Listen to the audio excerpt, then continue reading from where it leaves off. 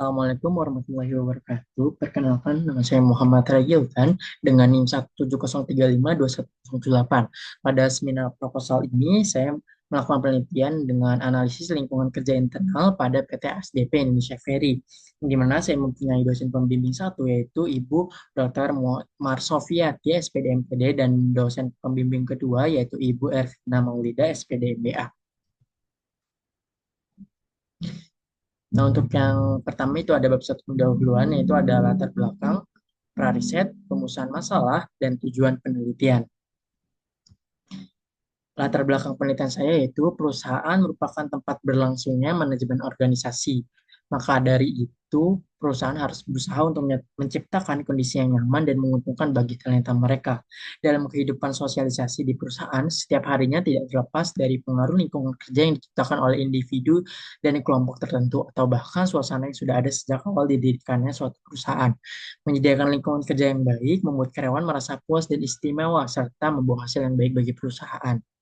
Dilansir dari suaraNTT.com 2024, Jakarta Survey yang dirilis oleh International Labour Organization 2022 menyebutkan 63% pekerja merasa cemas dan mengalami gangguan mental lantaran tidak nyaman berada di lingkungan kerja. Lingkungan kerja yang nyaman akan mendorong karyawan untuk meningkatkan kinerjanya. Dengan demikian, pada penelitian kali ini saya menganalisis tentang lingkungan kerja internal perusahaan yang sangat berpengaruh bagi perusahaan.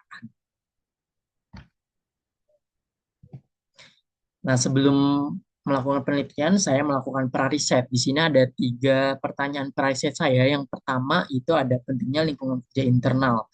Dapat dilihat pada diagram, karyawan berpendapat bahwa pentingnya adanya lingkungan kerja internal di perusahaan dengan 50% setuju, 10% netral, dan 40% sangat setuju.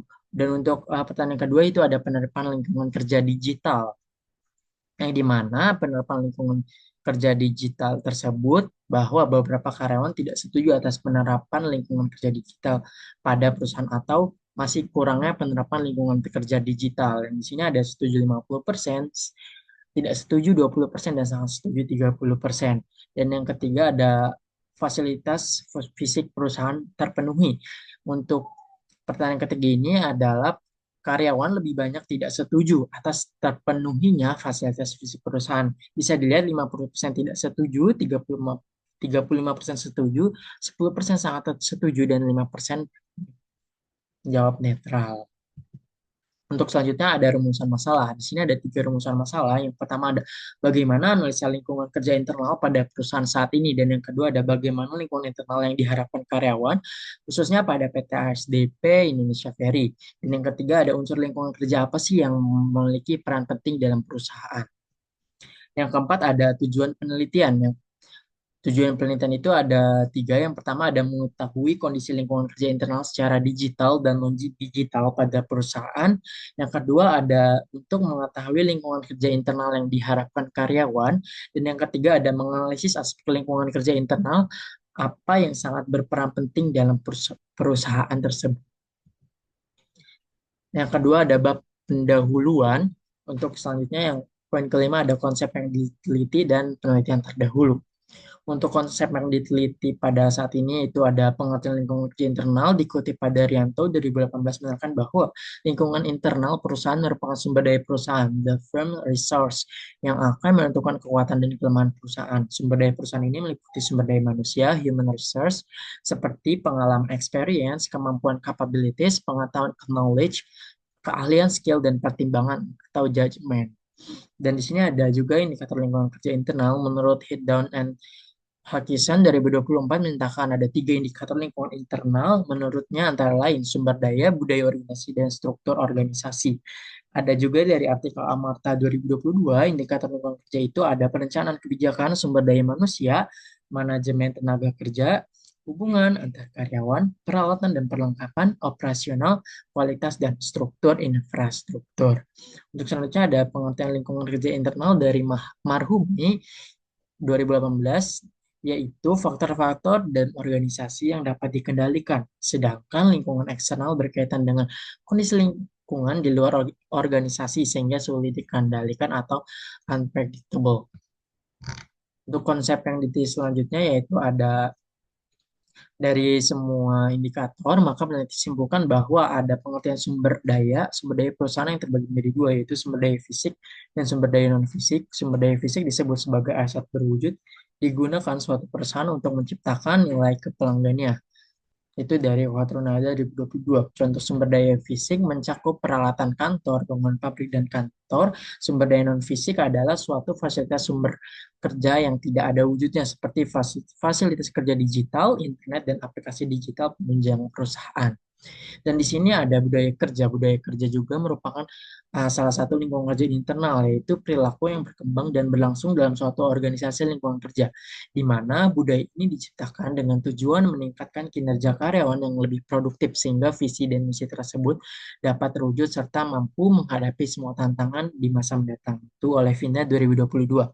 Selanjutnya ada ruang kerja digital. Kantor digital adalah ruang kerja yang tervirtualisasi di mana teknologi dan alat virtual memfasilitasi kolaborasi, komunikasi, dan produktivitas. Itu oleh Aswin 2024. Oleh Aswin 2024 juga, yaitu di dunia di mana pekerjaan jarak jauh semakin lazim. Kantor digital memungkinkan tim untuk berkolaborasi secara efektif, sehingga menghasilkan peningkatan hubungan klien dan inovasi. Perusahaan yang menerapkan kantor digital dapat menguatkan potensi penuh mereka dan maju menuju masa depan. Hubungan antar kerja karyawan. Hubungan karyawan adalah penciptaan dan pemeliharaan hubungan positif di semua tingkat perusahaan, baik secara profesional maupun interpersonal. Ini dari Mercy Silong.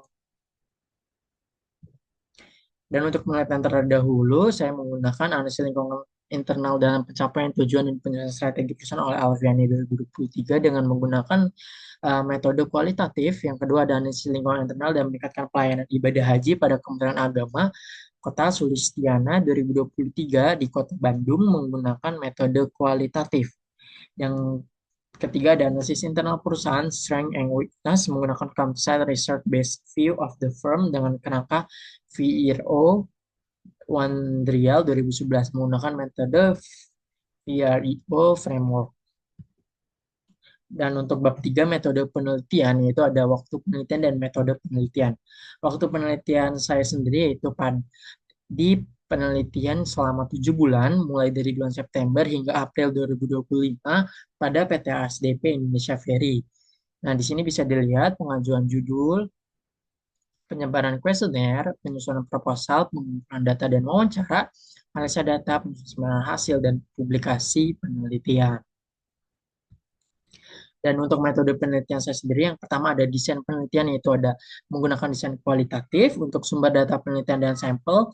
Dalam penelitian kualitatif ialah menggunakan kata-kata dan tindakan. Kata-kata dan tindakan merupakan sumber data yang diperoleh dari lapangan dengan mengamati atau mewawancarai karyawan PT ASDP Indonesia Ferry.